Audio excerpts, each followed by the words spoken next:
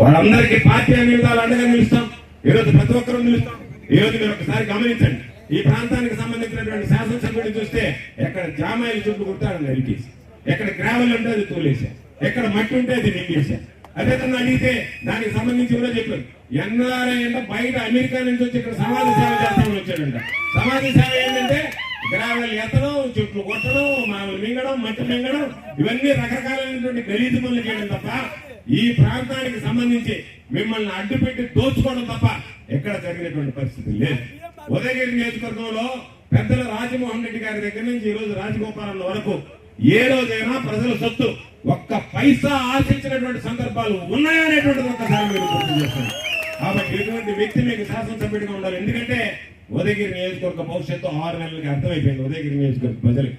చంద్రబాబు నాయుడు చేసినటువంటి సర్వేలో కూడా ఇది రెడ్ జోన్ అని వచ్చింది. చంద్రబాబు కంటే నువ్వు తన కిందకి కాళ్ళు పైకి పెట్టి గెలిచినా రాజగోపాల్ రెడ్డి అనేటువంటి వ్యక్తి శాసనసభ్యుడు కాబోతున్నాడు.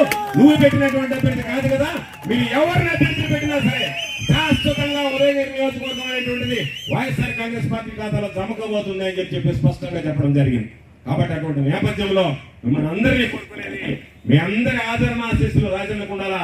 మీ అందరి ఆదరణ ఆశీస్సులతో గర్వంగా 2027లో ఎన్నికలు జరుగుతాయా, 2029లో ఎన్నికలు జరుగుతాయా, ఏ రోజు ఎన్నికలు జరిగినా సరే ఉదయగిరి నుంచి తల ఎత్తుకొని ఆంధ్ర రాష్ట్ర అసెంబ్లీలో ఉదయగిరి నియోజకవర్గ ప్రజాప్రతినిధిని నేను అన్నట్టుగా ధైర్యంగా తలెత్తుకునే విధంగా ఆ భారీ మెజారిటీతో గెలిపించాల్సినటువంటి బాధ్యత మీ అందరి మీద ఉంది అని చెప్పి ఈ సందర్భంగా మీ అందరికీ మనవి చేస్తూ